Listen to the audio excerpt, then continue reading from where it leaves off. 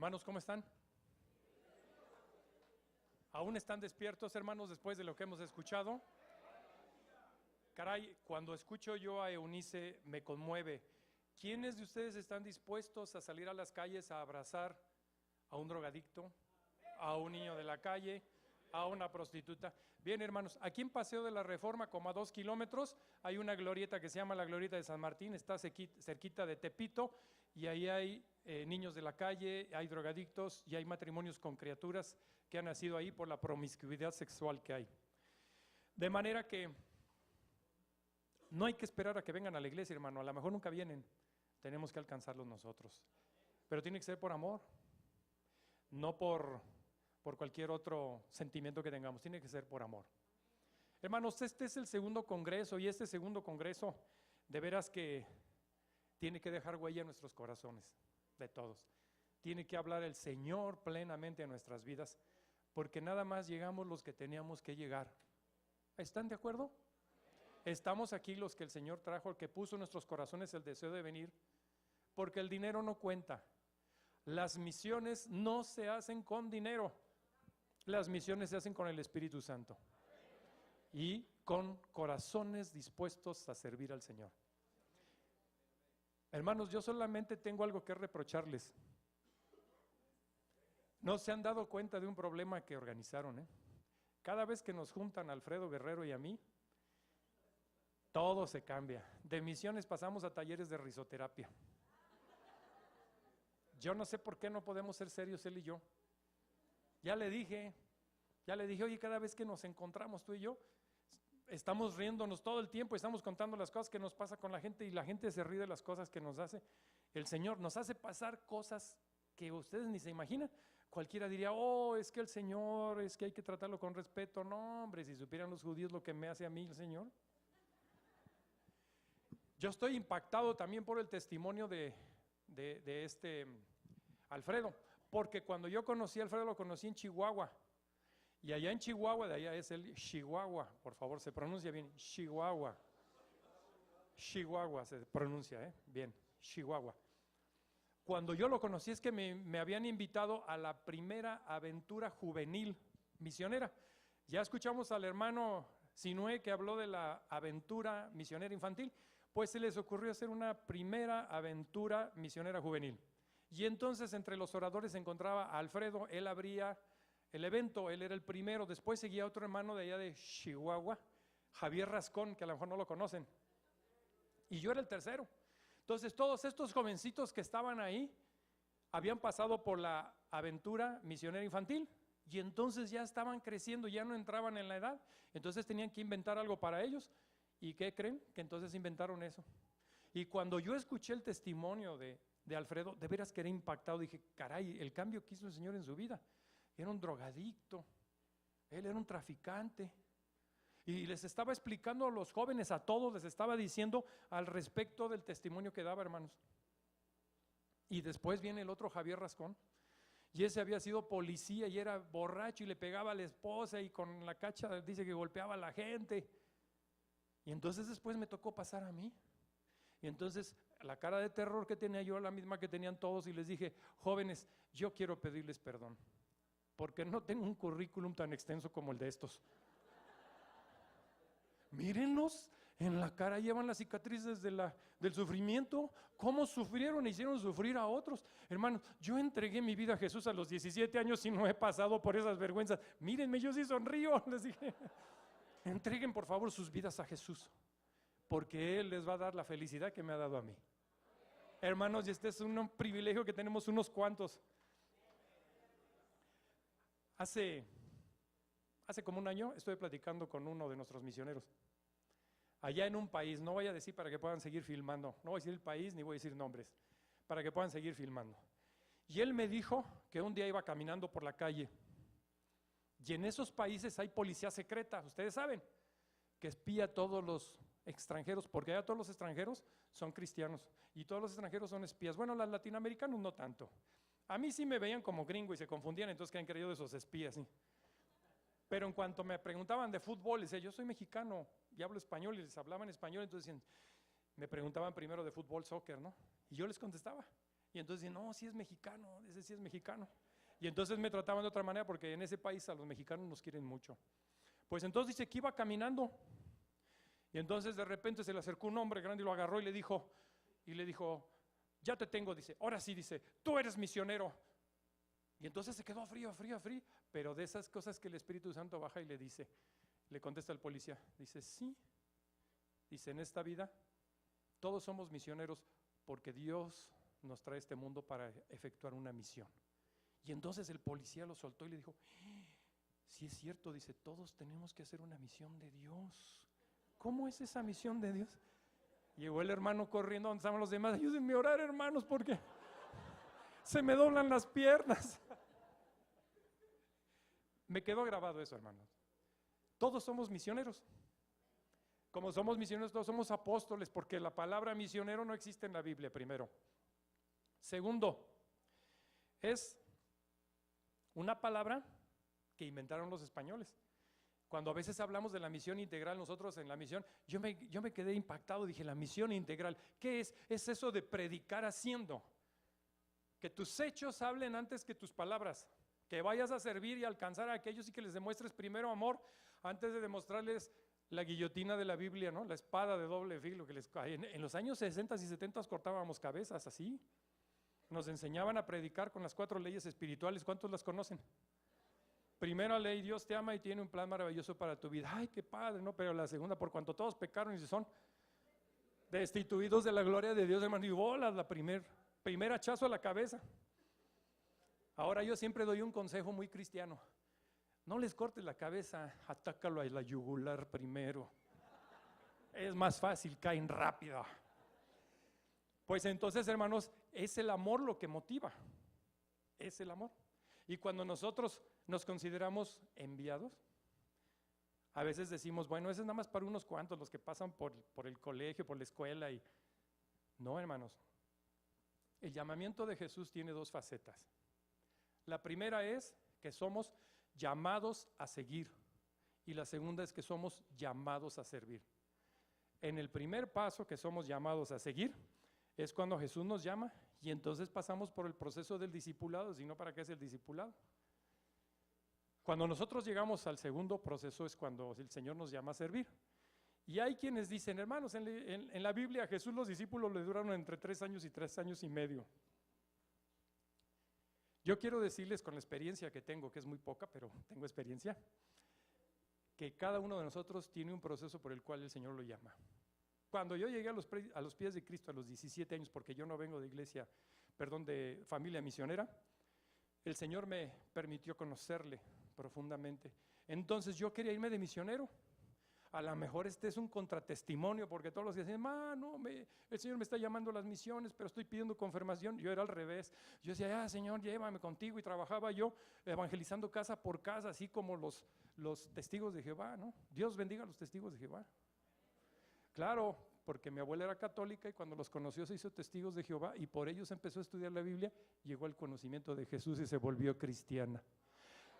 Les compartió a los testigos de Jehová y como no quisieron cambiar, los corrió de su casa. Pero ella se empezó a congregar en una iglesia, por eso digo, Dios bendiga a los testigos de Jehová. Entonces, cuando yo iba casa por casa, lo primero decía, vengo a hablarle de Jesús, y movía mi piecito así, para que no me cerraran la puerta. Esa es una estrategia que ellos todavía no tienen. Pero yo la desarrollé porque andaba trabajando con Operación Movilización. ¿Quiénes de ustedes conocieron Operación Movilización? El barco Logos que tenían ellos. Yo estuve ahí en el barco Logos, nada más que ese barco estaba muy chaparro, el techo me llegaba por aquí, tenía que caminar así y cuidar de no pegarle con la cabeza a los focos. Gracias a Dios que lo dejaron de donativo en Chile y ahora tienen unos más grandes, ¿no? Pero hermanos, cuando yo llego a los pies de Cristo, entonces yo lo que quería era servirle de tiempo completo. Me involucré en las misiones de mi iglesia.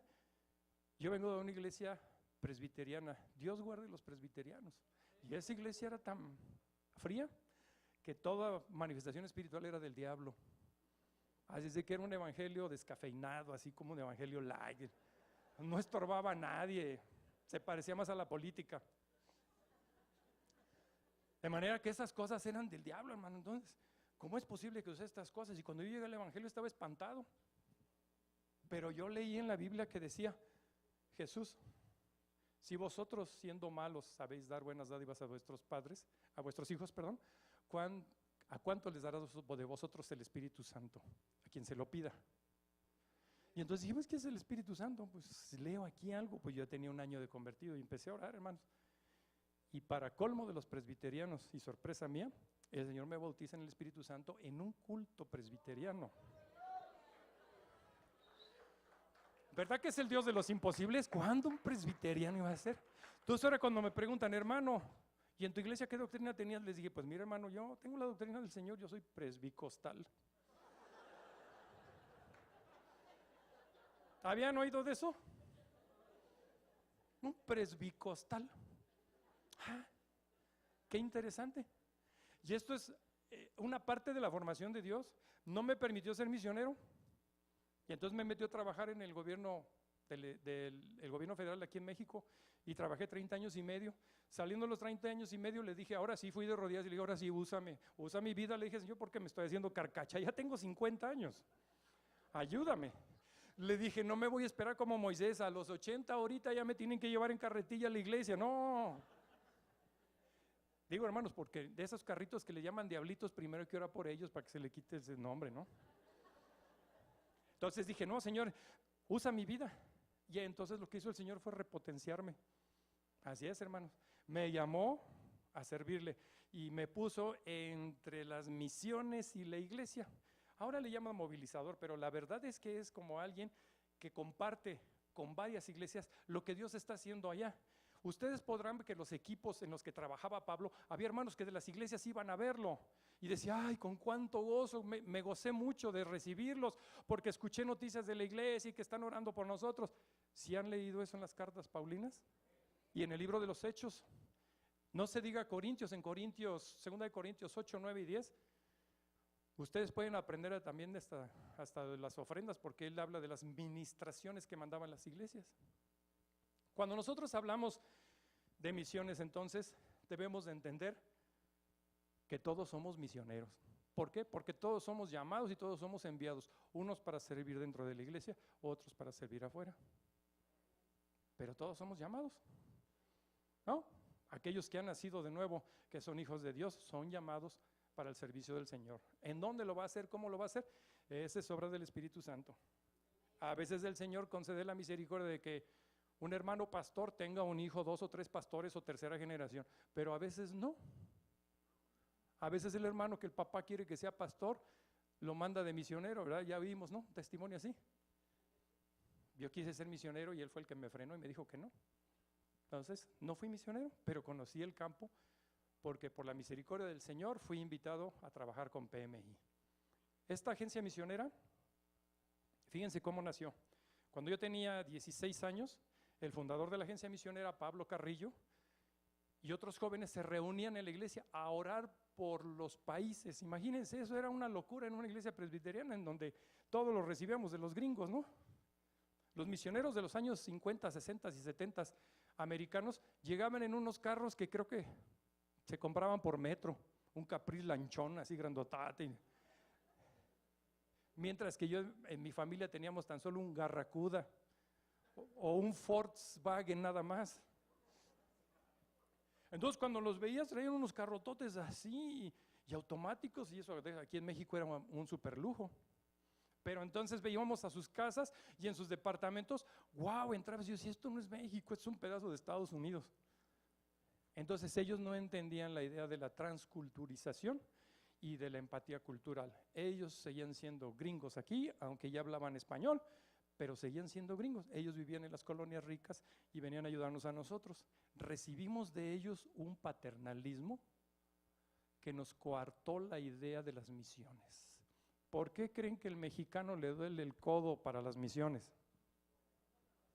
Hermanos, si nos suben el dish, mejor pagamos la diferencia y lo descontamos de lo que mandamos a las misiones. Estamos promoviendo la publicidad y la comunicación, eso hacemos. Y cuando a los misioneros tienen necesidades y dicen, hermano, es que ya no me alcanza el dinero, ¿en qué te lo estás gastando si te estamos depositando lo mismo desde hace 2 años? Desde hace 2 años que el dólar ha subido como 20%, él recibe 20% menos allá, ¿no? El llamado a servir, habiendo sido escogido, como dijo uno de los hermanos, así es, a los que llamó también escogió y a estos envió. Nosotros somos esos enviados. Y cuando escucho a veces que dicen, miren, aquí está el mandato de Dios, id y predicar el evangelio, yo digo, bueno, si no lo estamos obedeciendo como mandato, ¿qué les parece si lo pensamos como privilegio? ¿Hay algún ángel que predique el evangelio? ¿Algún serafín, un querubín, un arcángel? ¿Por qué los animales tampoco lo pueden predicar? ¿Quiénes son los únicos que pueden predicar el evangelio de Jesús, el mensaje de reconciliación? ¿Quiénes somos? Hermanos, es un privilegio. Para mí es un privilegio estar entre ustedes compartiendo lo que Dios me ha enseñado. Es un privilegio, hermanos, y es una bendición, porque ya llega una etapa que yo quise servir a los 17, ya después de los 50, ya llegué a 61 y le digo, Señor, se me acaba la cuerda, dame fuerza para continuar. Y dije, mira, Moisés hasta las 120, Señor, bueno, la mitad para que veas que podemos negociar. Y es así como estamos trabajando. Un enviado que ustedes como iglesia manden, y ahora les voy a hablar como director de agencia misionera, un enviado que ustedes seleccionen para que llegue al campo, hermanos, debe tener algunos requisitos. Hemos estado leyendo que Jesús repotencia a los que envía, ¿no? Nos leyó uno de los hermanos, nos recordó Marcos 16, 17. Estas señales seguirán a los que creen. En mi nombre echarán fuera demonios, hablarán nuevas lenguas. Si pisaren sobre serpientes y escorpiones, o dice la versión que yo me aprendí, que era todavía en piedra edición Moisés, no les pasará nada, si bebieren cosa mortífera no les pasará nada, y se pondrán sus manos sobre los enfermos y sanarán. Cuando yo recién llegué a Jesús, me pregunté, bueno, ¿por qué esas cosas no suceden en mi iglesia? Yo creo que Jesús es un mentiroso, pues todos aquí creen, ¿no? En la iglesia. ¿Por qué no suceden estas cosas? Pero luego me fui un poquito más adentro, ¿y por qué no suceden en mi vida si yo sí creo?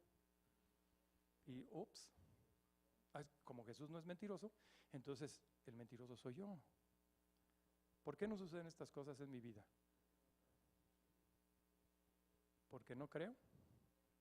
¿Por qué no suceden en sus vidas? ¿O sí suceden en sus vidas, hermanos? Bien, desde que el Señor les dije que me repotenció y me llamó, me dice otro hermano, oye, ¿por qué tú te la pases toda la vida buscando demonios? Le dije, no, solitos llegan.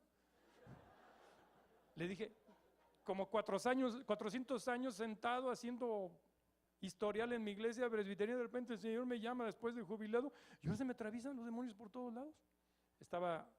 Hace un tiempo estaba parado yo aquí en la avenida Paseo de la Reforma, ahí por donde está Tepito, y estaba yo esperando que pasara el transporte público para irme a la casa donde me quedo aquí a veces en la Ciudad de México, en la casa de mi hermano, y entonces venía un tipo todo tatuado, sin camisa, sin camiseta, desnudo, para arriba, descalzo, con unos pantalones y venía caminando así.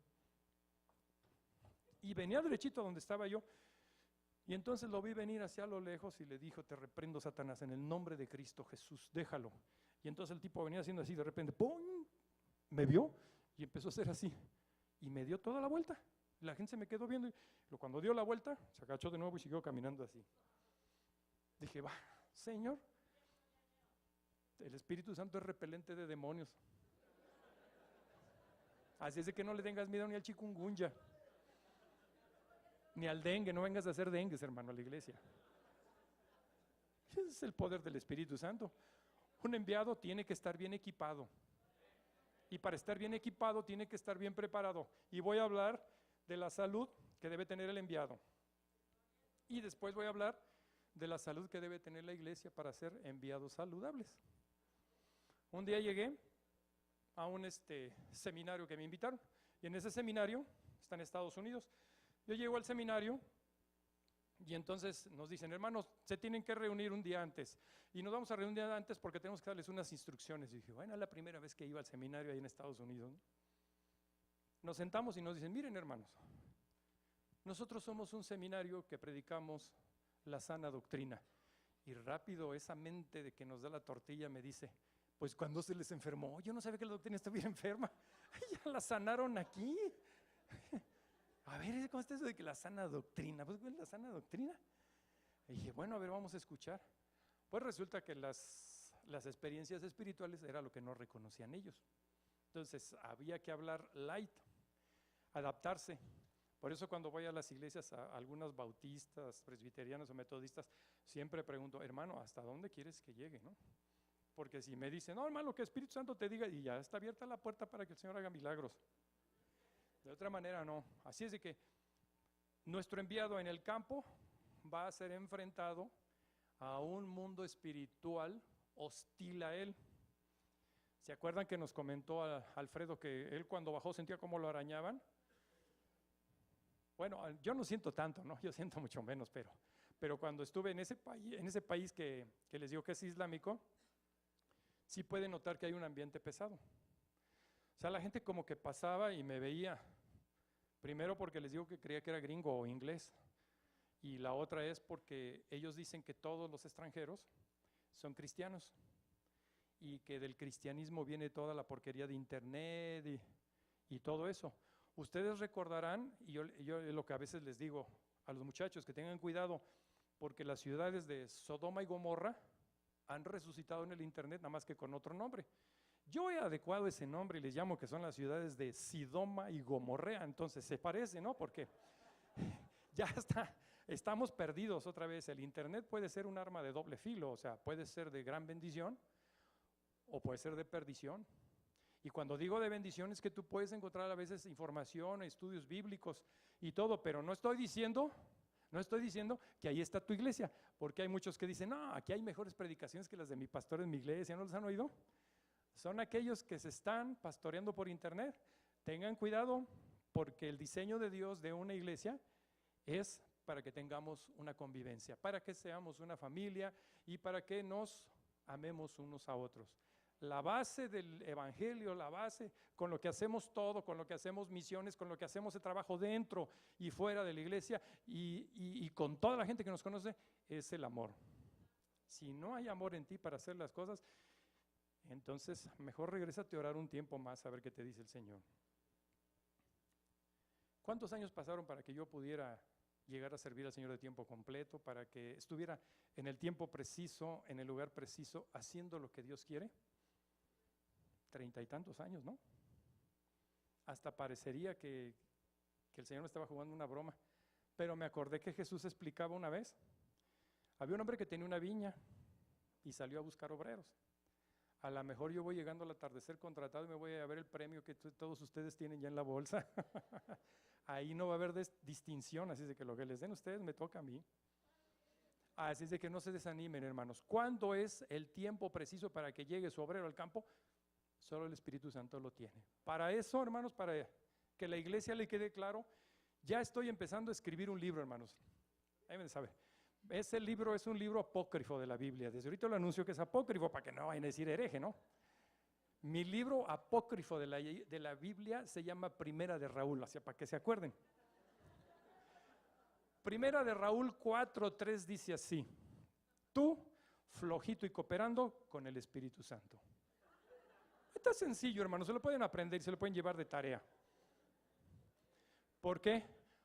Porque cuando nosotros, para enviar a alguien, empezamos a orar por finanzas, caray, dije, pues que el dinero hace las misiones. Allá en los años 60 y 50 a lo mejor los billetes verdes hacían las misiones, porque los gringos se venían con todos los billetes y a veces nos ayudaban a levantar iglesias. ¿Y qué era lo que hacía? Pues ¿cómo puedo decir? Era un evangelio cultural en el que nosotros copiábamos los modos y las formas de ellos. Y en ese evangelio cultural nosotros recibimos varios errores.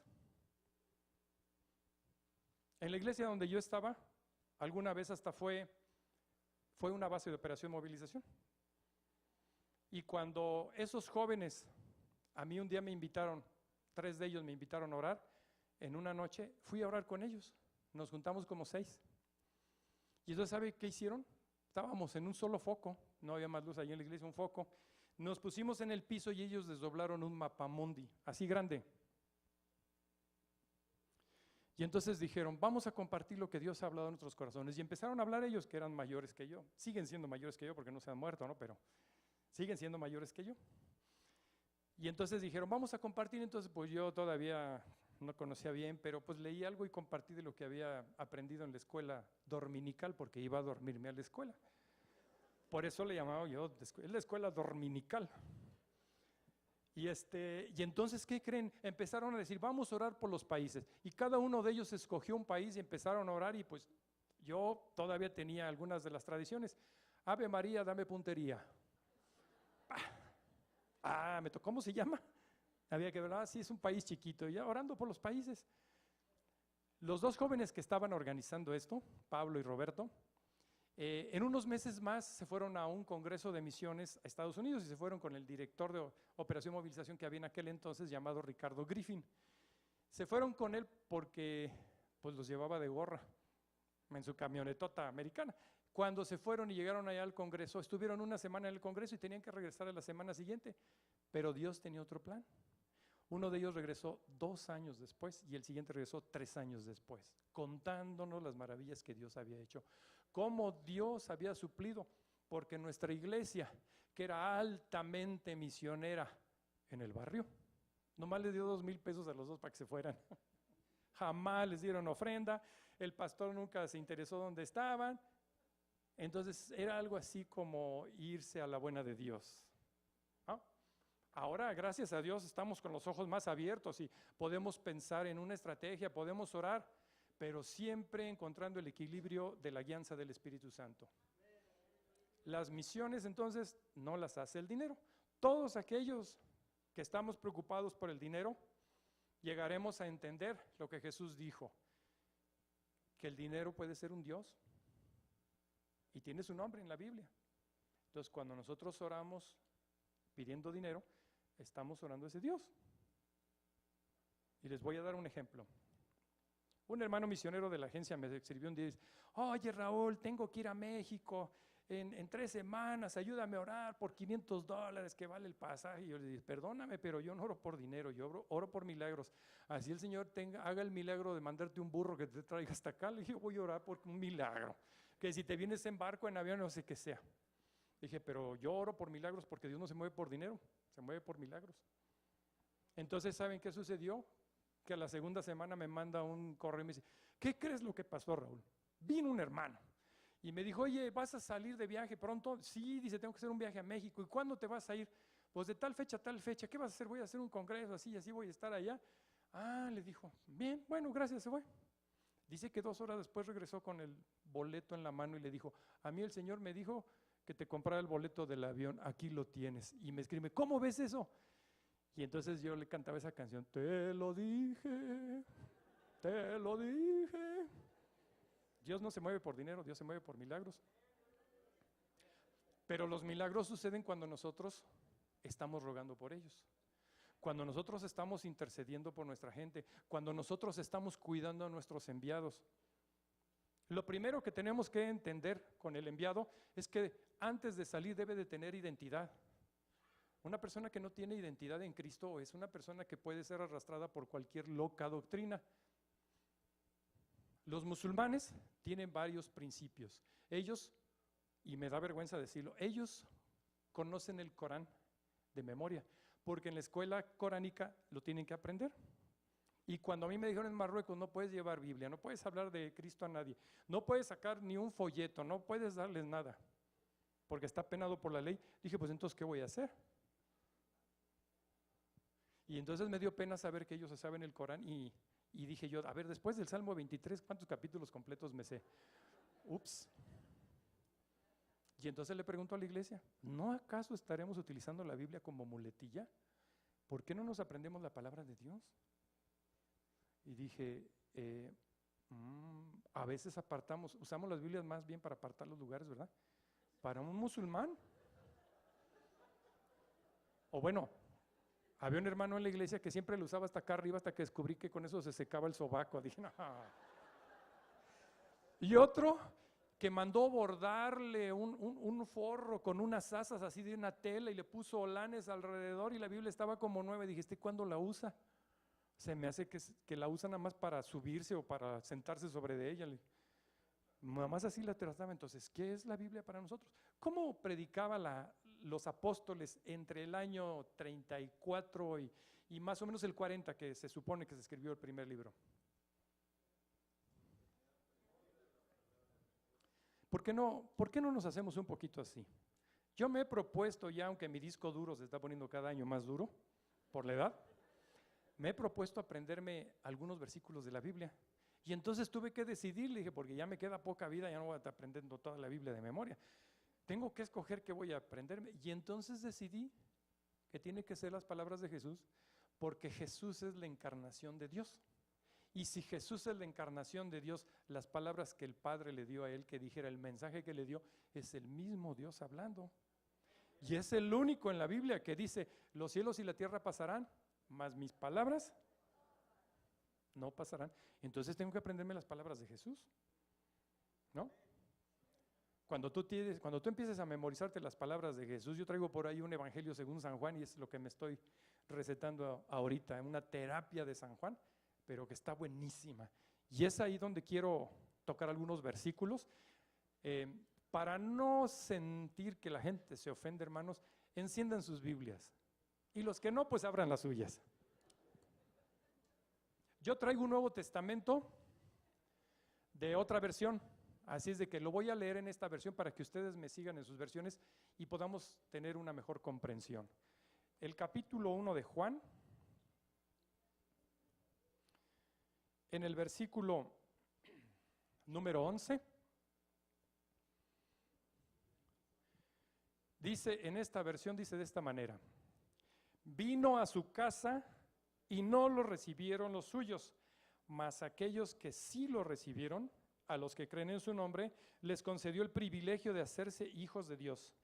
A esos que no fueron engendrados por la sangre, ni por el querer de la carne, ni por voluntad de ningún hombre, sino que de Dios nacieron. Qué privilegio, ¿no? Cuando tú hablas con un musulmán, él está seguro que Alá hizo todo, pero él no reconoce el pecado. Él no reconoce que Alá perdone pecados, aunque dice que es misericordiosísimo, el Corán así lo dice. Pero a nosotros esto nos da identidad. Cuando yo entregué mi vida a Cristo, ahí mismo murió Raúl Garza Cortina y nació Jesucristo Garza Cortina. Porque lo escribió Pablo también, de modo que si alguno está en Cristo, así es de que si viene la filosofía de las maldiciones generacionales, recházala, porque nueva criatura soy y el poder de Jesús rompe cualquier maldición generacional. Hermanos, no vengo a convencerte, vengo a decirte que estás en lo correcto, pero que tienes que dar el siguiente paso. Y si entonces no hay maldiciones generacionales, entonces esta nueva criatura tiene la mente de Cristo. Y si tiene la mente de Cristo, entonces Cristo reina en su corazón. Cuando el que reina en tu corazón es el esposo, la esposa, el papá, la mamá, la novia, el novio, Jesús gira alrededor de todos los problemas que tienes en tu vida. Pero cuando lo pones a Él en el centro, cuando te decides a ponerlo en el centro, todas las cosas giran alrededor y se ordenan, porque Jesús es la última pieza del rompecabezas que arma tu vida. No puedes encontrar solución en otro lugar más que en Cristo Jesús. Un día un compañero, un amigo nos estaba hablando, me voy a confesar con ustedes, es mi compadre, pero es mi compadre adoptivo porque somos cristianos, ¿no? Resulta que su esposa era amiga de la infancia de mi esposa, entonces decían como hermanas, y luego el hermano de esta amiga se hizo novio de la hermana de mi esposa, entonces platicando un día las dos estaban, es que como si fuéramos hermanas y que hubiéramos ido como con cuñas y estaban hablando y el pobre de mi compadre ahí sentado y yo le dije, oye, tú y yo estamos fuera de este árbol genealógico, ¿por qué no colgamos una rama que seamos compadres? Me dice, órale. Y un día fui a visitarle una iglesia grandotota que tiene allá en San Luis y cuando me ve entrar me grita, compadre, y toda la iglesia voltea a ver a su pastor. Y entonces voltea y le dice, somos adoptivos. Dije, pegó en el poste, hermano. Él nos dijo esto, nos preguntó, no es una pregunta sencillita, ya saben cómo esas preguntas, ¿no? ¿Qué distancia hay del cielo al infierno? Y yo dije, wow, ¿será del Apocalipsis ahí vendrá? ¿Dónde vendrá eso? Rápido mi teología, mi manual de teología que viene cayendo, estaba buscando algún versículo, no, pues no supe decirle. Y dice, miren, hay como 30 centímetros, es exactamente la distancia de tu 100 a tu corazón, porque mientras Jesús esté aquí, estás muerto, estás en el infierno, hasta que Jesús baje aquí, tú estarás en el cielo. sentado a la diestra de Él. Y yo dije, bravo compadre, que Dios te bendiga y te dé más sabiduría. La identidad es lo que nos define de los musulmanes y de cualquier otra religión. El hecho de que Jesús haya prometido que sucederán señales que nos van a ir siguiendo. No soy el que busca quitarme el saco y aventarlos a ver cuántos caen y cuéntame cuántos caen, porque ese es el número, la tasa oficial con la que me muevo yo en el espíritu. No es eso. No es eso, hermanos. Hemos sido impregnados con un ADN que viene de la sangre de Jesús, la cual nos hace hijos de Dios. Soy hijo de Dios. Y eso, por el simple sacrificio de Jesús, me pone un título a mí. Soy santo. Soy escogido. No he tenido nada que hacer más que reconocer mis pecados, confesar mis faltas y abrirle la puerta a Jesús. Cuando yo lo oí que tocó a mi puerta, yo abrí la puerta. Él entró a mí y cenó conmigo. Bueno, se quedó a cenar, gracias. Yo cerré la puerta antes de que se saliera, hermanos. Desde los 17 años y he sido feliz. Miren, ya tengo 61. Hermanos, así es que tienen esperanza si están sufriendo. Jesús es la respuesta. Para aquellos que son llamados, también. Jesús tiene que ser el centro. Jesús tiene que ser su todo. Y además debe de confiar en que los milagros y señales que dijo Jesús han de suceder en su vida. Se los dice un presbicostal. Hermanos, cuando tú te decidas a hacer las cosas, cuando te decidas a creerle a Jesús, no te va a importar lo que te diga el diablo. ¿Sabes lo primero que te dice el diablo cuando acerca a alguien enfermo? Y tú sabes, pondrán sus manos sobre los enfermos y sanarán. ¿Sabes lo primerito que te dice el diablo? ¿Y si no pasa nada? ¿Verdad que sí se los ha dicho también a ustedes? ¿Verdad? Oye, ¿y si no te cree? Eso también a mí me lo dijo. Y otra cosa que me decía es, pero te van a echar fuera, te van a correr, te van a pegar. Un día estaba predicándole unos teporochos ahí en la colonia donde yo crecí, aquí en la Ciudad de México. Había una pulquería, tenía un nombre, ¿cómo podré decir? Se llamaba el Templo del Amor. Así se llamaba la pulquería. Y había 3 teporochos ahí, una mujer y 2 hombres. Y entonces yo me acerqué a ellos cuando tenía como 18, 19 años y empecé a hablarles del amor de Jesús, de cómo había transformado mi vida, que podía cambiar las de ellos. Y estaba hablando y de repente empecé a oír gritos atrás de mí. Y yo seguía hablando y ellos empezaron a voltear para atrás y veo, y había un hombre adulto grande que lo estaba agarrando su esposa y me estaba gritando, eres un falso profeta, eres un mentiroso, y me estaba gritando de cosas. Yo no me había dado cuenta, dije, si ese no es de mi iglesia, ¿por qué me grita así? Los de mi iglesia me conocen, ¿no? ¿De por qué me grita así? Y entonces yo estaba azorado viéndolo y de repente se paran los 3 teporochos y detrás de ellos sacan unos envases de vidrio así y se van sobre de él. Yo dije, no, hijo, le van a hacer daño. Pues cuando vio que se paró y que le empezaron a gritar de groserías y a decirle montones de cosas, entonces ya por fin hizo caso a su esposa y se fueron. Y entonces voltearon los 3 y me dijeron, ahora sí, joven, dice, por favor síganos hablando de Dios. Y se volvieron a sentar en el piso.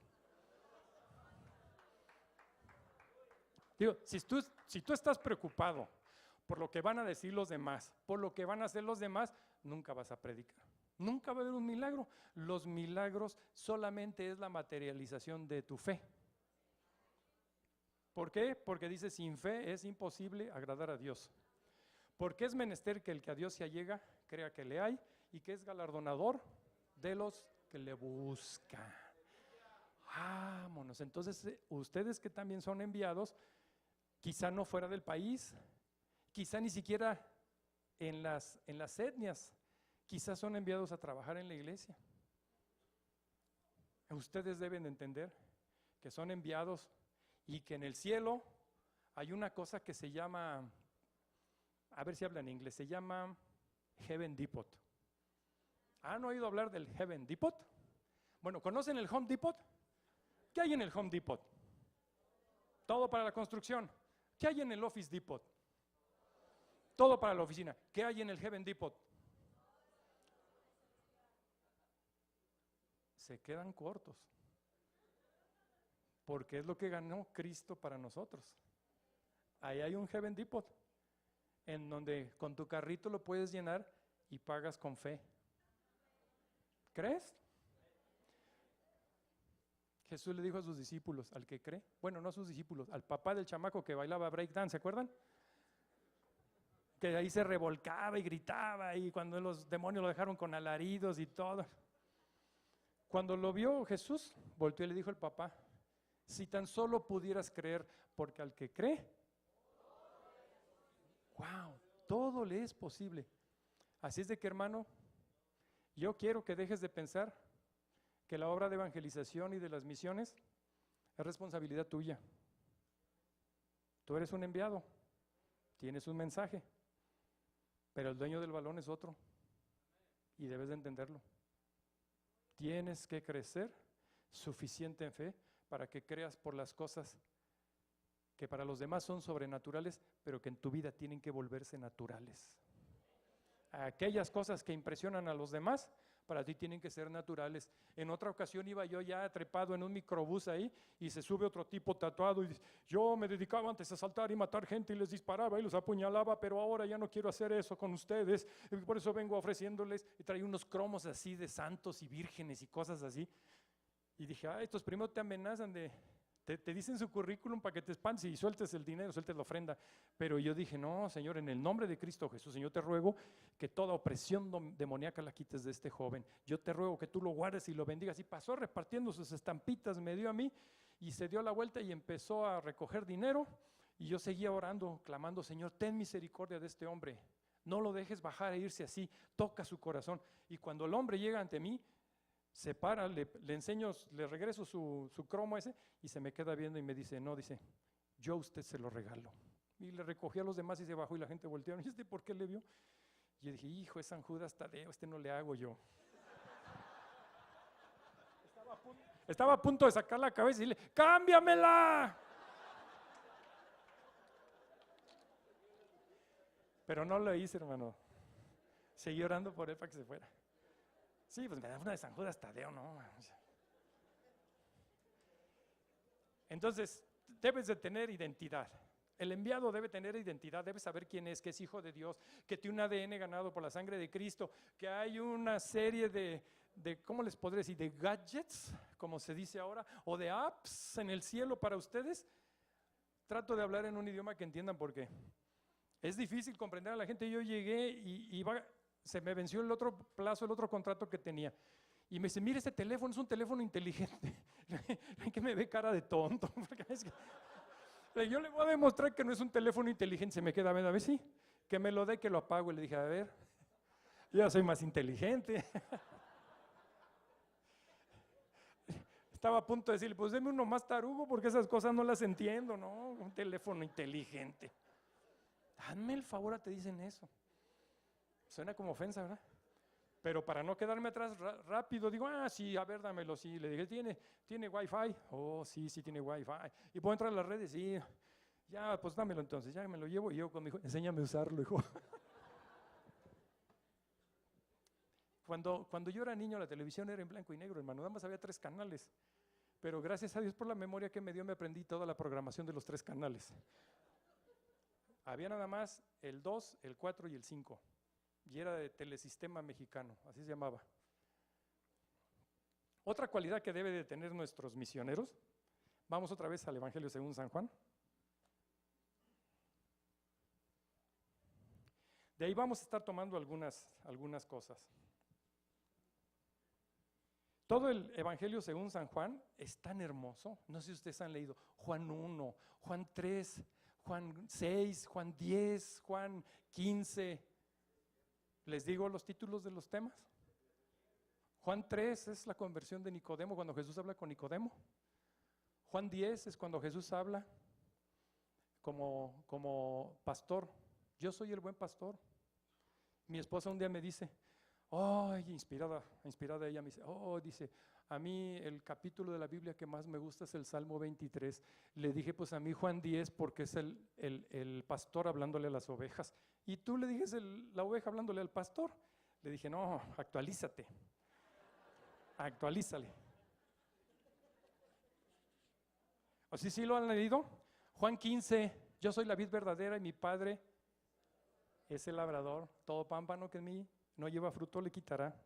Y Juan 17, la oración de Jesús, hoy la repasamos, tan hermosa, tiene un contenido pero profundo, profundo. Abran en Juan 10, voy a leer del versículo 21. Es importante, miren, a lo mejor les va a doler, pero hay que quitarnos las máscaras. ¿Sí? Es preferible, como me decía mi mamá, mira hijo, yo prefiero un colorado que 100 descoloridos. Es preferible un colorado ahora que 100 descoloridos después. Cuando tengas que enfrentarte a un demonio y el demonio te dé una revolcada y te dice, ¿quién eres tú? A Jesús conozco a Pablo. Ya he leído Primera de Raúl, pero ¿tú quién eres? Dice en el versículo, capítulo 10, versículo 27. Síganme en esta versión, voy a leer despacio. Mis ovejas escuchan mi voz. Yo las conozco y ellas me siguen. Y yo les doy vida eterna y jamás perecerán. Y nadie podrá arrebatarlas de mi mano. Mi Padre, quien me las ha dado, es más grande que todos. ¿Sí? Es más grande que internet, así que no se presionen. Es más grande que todos. Nadie las puede arrebatar de la mano de mi Padre. Yo y el Padre somos una misma cosa. Caray, hermanos, ¿vieron cuántas cosas tan hermosas dice Jesús? Y aquí tengo una llave, pero no es la del cielo, ¿eh? ¿Qué cosas tan hermosas dice Jesús? Estás en las manos en donde nadie te puede arrebatar. No hay cosa que pueda hacer el diablo que te arrebate de las manos de Jesús, porque Dios ha entregado tu vida a Él. Qué hermoso, ¿no? Hace como año y medio, un día, bueno, tengo que empezar la historia un poquito atrás para que entiendan el contexto. Mi hijo, el menor, se llama Rubén, es como mi esposa y su familia, es muy enamoradizo. Bueno, gracias a eso me casé, si no, no me hubiera casado, ¿no? Y entonces me lleva, cada vez que tiene una novia, ve y me la lleva a la casa, y entonces en un principio yo me enojaba, le dije, ¿por qué no te fijas en las chicas cristianas? Traes puras chicas de la escuela, que no sé qué. No, pues esas son las que me gustan, que no sé qué. Dije, ¿por qué voy a discutir? Y entendí empecé a practicar lo que nos decía Eunice de la diáspora. ¿Para qué voy a buscarle las novias a mis hijos? Él me las trae, entonces yo les predico. Yo se las evangelizo. Y estoy pensando que está diciendo, me voy a casar con una cristiana, pero primero la llevo a que le evangelice mi papá. Es trabajo en familia, ¿verdad?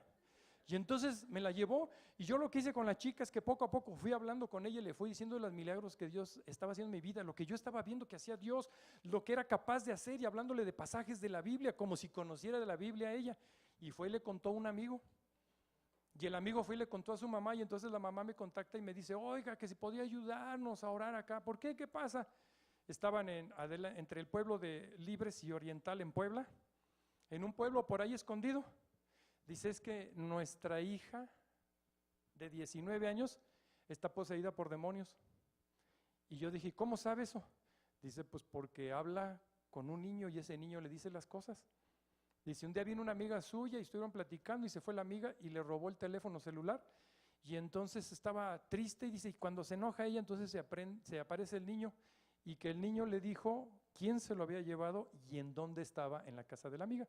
Y entonces me dice la mamá, pues fuimos a la casa a ver si es cierto, y llegamos a la casa, y mientras yo hablaba con la mamá y con la muchacha, dice, mi hija se metió al cuarto y sacó su teléfono y le dijo, aquí está mi teléfono celular. Yo dije, necesitan algo que los libere. No, la cosa estaba peor, hermanos. Esta chica funcionaba como si fuera medium. Pero ya por el tiempo que tenía ejerciendo eso, para mí que había llegado al nivel de enterum. Porque estaba bien enchamucada la pobre. Y toda la familia espantada. Así es de que ella estaba medio enterum. Cuando empezamos a orar por ella, no.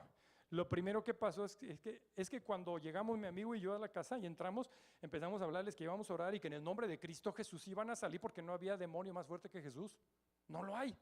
No se pueden resistir. Bueno, sí hacen berrinches y gritan y dan alaridos y hacen que la gente haga cualquier tontería ahí en el piso parados. ¿No? Pero van a salir porque tienen que salir. Porque dice ahí, en mi nombre echarán fuera demonios. Ahí sí no meto la primera de Raúl, ¿eh? Es Jesús y su poder lo que hace. Yo vengo en su representación, Señor, es tuya la obra Y yo nada más flojito y cooperando con el Espíritu Santo. Y entonces cuando la tomo de la mano, oigo la voz del Señor que me dice, no la sueltes. Y cuando me dice, no la sueltes, empiezo a sentir que sale algo de mí y entra en ella. Y entonces se pone así tiesa, está así, y se pone tiesa a mirarme así y se va para atrás. Y entonces corriendo que le arriman una silla, ¿y qué creen? Que cayó así en la silla, como si estuviera hipnotizada, no se pudo sentar, se quedó como tabla así tiesa. Y como a mí me dijo el Señor que no la soltara, pues dije, pues si no se sienta la voy a parar de nuevo. Ya ven, como era yo mejor que los testigos de Jehová, puse el piecito para que no cerrara la puerta, para que no se vaya a resbalar y se me cae, y la jalé. Bueno, para no hacerse las largas, ahí estuvimos, por fin fue liberada la chica y me dijo que tuvo una visión. Cuando yo estaba orando por ella al final le dije, me dice el Espíritu Santo que tú ya me conocías. Y entonces ella me dice, sí, tuve un sueño hace 6 meses de ti. Y qué interesante, había soñado conmigo. Ya ni mi esposa le dijo, ay, este trazo. Le digo, no manches, no has soñado conmigo en mi vida. Le digo, esta ni me conoces, ya sueña conmigo. Tenemos que recuperar ese cariño, le dije. Me dice, oren por favor por mi novio. Ahí vamos a la casa de los abuelos, había una comida y no estaba el novio. Al rato llegó el novio. Cuando yo lo vi me acordé de esa caricatura en la televisión de un simio grandotote que le llamaban Gorilón, porque ese tipo estaba de mi tamaño, como de 25, 26 años de mi tamaño, pero doble ancho. Y entonces le dije, está grandote, le dije, va a caer más fuerte, a ver si no provoca un tsunami en la región. Entonces ya nos íbamos porque estaba escondido por allá, no quería salir, hasta que lo convenció la novia y la mamá de la novia de que saliera. Y entonces me dijo, le dije, ¿quieres que ore por ti? Le dije, me dice, sí. Le dije, mira, si no quieres, no, porque las cosas con Dios no son a la fuerza. ¿Tú quieres? Y me dijo, sí. Y entonces puse mi mano en el hombro, puse la mano en el pecho y le dije, ahora sí, en el nombre de Cristo Jesús, que lo toco, y empezaron a salir demonios. Y estaba así grandotote, ¿sí? Y dije, bueno, a ver, ¿cómo te sientes? Me siento mejor. Y le dije, ¿sabes qué? Salieron 4 demonios de ti. Y me dice, sí, pero hay mucho más allá adentro. Y me empezó a decir, no, están en los nefilines. Yo nunca he leído la Biblia, pero sé que ahí están en la Biblia. Y me empieza a decir como 10 nombres diferentes de demonios. Y dije, wow, este sí conoce. Y entonces le dije, ¿qué sentiste cuando puse mis manos sobre ti? Y me dice, ganas de ahorcarte. Y entonces le dije, en el nombre de Cristo Jesús te ato de manos y pies, no puedes hacer nada contra mí. Y entonces se quedó parado así, en la calle estábamos ya, se quedó parado así, se quedó, no pudo moverse. Y entonces le empecé a decir, me dijo, dice, yo cuando quiero, dice, bueno, no usaba la mano porque no la levantaba, ¿no? Dice, yo cuando quiero, dice, voy con un demonio más grande y entonces someto a los de abajo. Y le dije, pues así vas a llegar en el escalafón hasta arriba, y ese está a los pies de la cruz de Cristo. Le dije, porque ninguno de ellos está por encima de Jesús. Y mírame a mí, la felicidad que Jesús ha hecho en mí, porque me hizo libre. Tú eres esclavo de ellos y eres sirviente de ellos. Y entonces estaba yo hablándole y de repente empieza a hacer así, me dice, yo te conozco. Que me dice, sí. Y le dije, yo también sé quién eres, así que ni me vas a engañar. Pero de todas maneras, cuando tú quieras ser libre, cuando quieras soltarlo, le dije, Marco, cuando tú quieras soltarlo, háblame. Y entonces cuando tú me hables, yo voy a venir a orar por ti y vas a ser libre, vas a ser un hombre libre. Y entonces nada más se me quedaba viendo profundamente y le dije, me aproveché porque estaba bien amarrado, ¿no? Le dije, estaba amarrada la fiera, entonces le palmé así y le dije, cuando tú quieras, ya Ana y su mamá tienen mi número de teléfono. Y nos fuimos y se quedó parado ahí, quién sabe hasta cuándo se pudo destrabar. Hace como 6 o 7 meses me volvieron a contactar porque Ana quedó peor de como cuando estaba que la vimos. Nosotros le advertimos que tenía que ir a ver a Jesús y rendirse, ir a una iglesia, a congregarse y apartarse de Marco, el novio. Le dijimos, porque como está limpia la casa, pueden venir 7 demonios peores. Y su hermano me mandó un mensaje que por favor va a llorar por ellos, porque está peor que antes. Y le dije, pues yo se los advertí, le dije, pero ahorita no puedo, tengo compromisos. Vayan a una iglesia cristiana para que lo liberen. Para que los liberen a los dos. ¿Y qué creen? Es que mira lo que pasó, y me mandan una fotografía donde están en una alberca, están ellos dos abrazados, y entonces en un lado se ve la cara de un demonio. Y me dice, mira lo que pasó, lo que estamos viendo. Le dije, pues sí, pues está atrapado con los demonios esos dos. Pero bueno, ¿qué dirían en mi iglesia presbiteriana de eso? No, ya me hubieran excomulgado. Pero cuando tú obedeces a Jesús y dejas de pensar que los milagros los haces tú, es cuando empiezan a suceder, porque tú no haces milagros. Discúlpame que te lo diga, tú no haces milagros, los hace Jesús a través de tu vida. Porque el poder de Jesús debe reposar en tu vida. Debe ser Jesús el que viva tu vida. Quizá tú seas la única Biblia que vea a alguien. ¿No Pablo nos dice que somos como cartas abiertas a la gente? Pero a veces andamos dando un testimonio. ¿Sí saben qué es eso, verdad? Das tristeza con el testimonio que andas dando entonces. Esos cristianos a los que les dicen, no, es que es este hermano y los de afuera son primos, decían los chamacos de la iglesia. Yo le dije, ¿qué? ¿No has hablado de los medios hermanos? En nuestras iglesias, digo, es una teoría que yo tengo. En nuestras iglesias,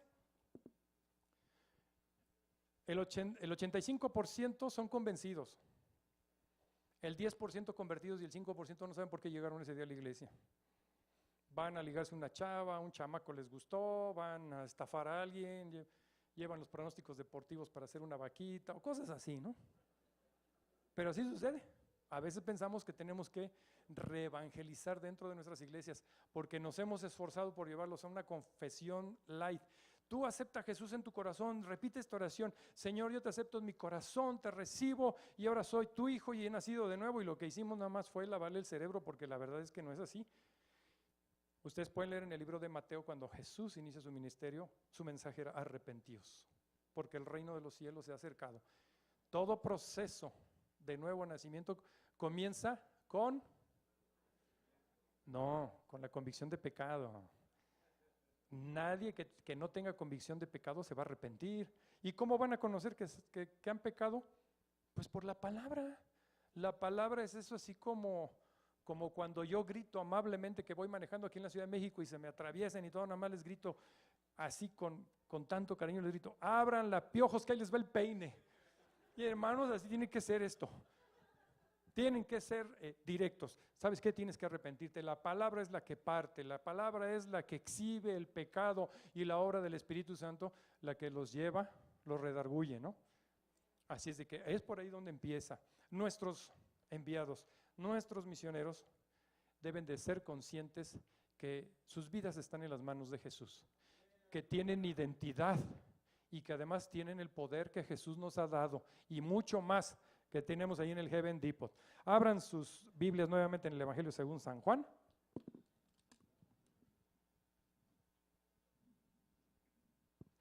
¿Cuánto tiempo me queda? ¿10 minutos? 5. ¿No podríamos negociarlo? Bien, miren, ahora en el versículo número 4 del capítulo 15, vamos a ahí escuchar lo que escribió San Juan. Dice, versículo 4, capítulo 15: permaneced en mí y yo permaneceré en vosotros. Así como el sarmiento no puede dar fruto solo si no sigue adherido a la vid, así tampoco vosotros si no permanecéis adheridos a mí. Yo soy la vid y vosotros sois los sarmientos. El que sigue adherido a mí y yo unido a él, rinde abundante fruto. Separados de mí no podréis hacer ninguna cosa. A todo aquel que no permanezca adherido a mí, se le echa fuera lo mismo que al sarmiento, se seca luego, después se juntan todos los sarmientos secos y se les echa la lumbre y allí arden.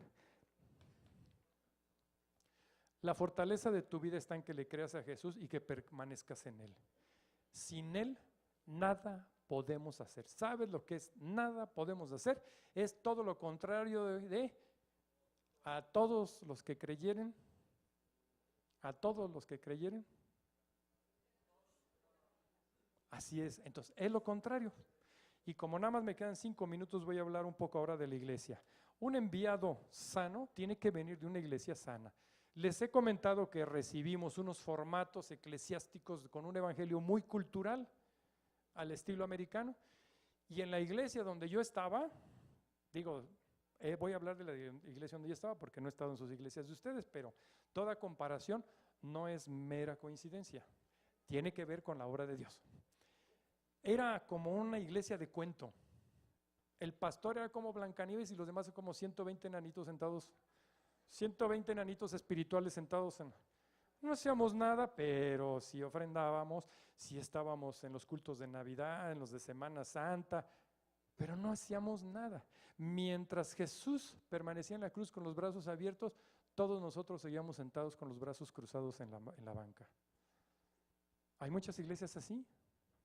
El pastor es un semidios. Cuando Dios nos llama a servir, no a servirnos de los demás. Nuestras iglesias muchas veces funcionan como si fueran una estructura piramidal, algo así como esos negocios de multinivel, si los han oído, ¿no? O las famosas pirámides que había en los años 70 que era una estafa. Con Jesucristo es al revés. Mientras las organizaciones son cupulares y forman una pirámide, con nosotros es al revés. Si a ti te llamaron de pastor, es para que sirvas a los demás. Si te llamaron como obispo, es para que sirvas a los demás. Si tú tienes un llamado, es para que sirvas a los demás. No es para que te sirvas de los demás. No, el llamado del Espíritu Santo no te da un nivel eclesiástico en la iglesia. Te da un compromiso mayor de servicio. Eso debe ser así. ¿Qué sería lo mejor? Pues lo mejor sería que no cargáramos a nuestros pastores. Cuando nosotros ponemos en la cabeza de la pirámide al pastor, ¿saben qué estamos haciendo? Lo estamos poniendo en el centro de las dianas de los dardos del diablo. Y están todos formados tirándole al pastor, porque si saben que tiran al pastor, se llevan a toda la iglesia de por medio, la dividen.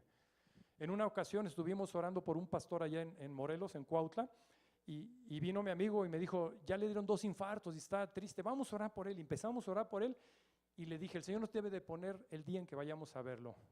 Llegó el día y ese domingo fuimos al culto con él. Terminó el primer culto y nos paramos y me presentó con él y entonces le dije, hermano, hemos estado orando a Dios y ha puesto en nuestro corazón el venir a orar por ti. ¿Nos dejas orar por ti? Y entonces se quedó mudo y empezaron a llenarse sus ojos de lágrimas. Y nos dijo así, llevo 3 meses pidiéndole al Señor que me mande a alguien que ore por mí. Dice, porque los pastores somos los seres más solitarios de la iglesia. Todos vienen con problemas a vernos y nadie escucha nuestros problemas. Dice, no tenemos amigos, solamente tenemos ovejas. Yo dije, oh, se ve que en esta iglesia no han leído 1 Corintios 12. Refínenselo, una iglesia sana es una iglesia en donde están todos los ministerios, en donde se mueven los dones y las operaciones espirituales. Revíselo en 1 Corintios 12, no estoy inventando el hilo negro. Cuando en una iglesia el énfasis lo hacemos por tener pastores y misioneros, estamos olvidando todo el demás trabajo del resto de la iglesia. Jesús no nada más murió y envió a su Espíritu Santo para ser pastores y misioneros. Faltan los maestros, los evangelistas, apóstoles. Hermanos, hay tantas cosas que tenemos que hacer. Una iglesia sana tiene enviados sanos y los enviados sanos dan fruto en el campo y su fruto permanece. Que Dios les bendiga, hermanos, y espero que en 2 años más nos veamos y entonces hagamos una evaluación. ¿Qué está haciendo Dios ahorita? Y en 2 años, si el Señor nos presta vida, ¿qué hiciste tú en esos 2 años? De eso se tratan estos congresos, de que nos reunamos, no es un club, nos reunimos, recibimos enseñanza del Señor y entonces avanzamos en nuestra vida. ¿Qué vamos a hacer? Hay que proponer lo que el Señor ponga en nuestros corazones. Que Dios les bendiga.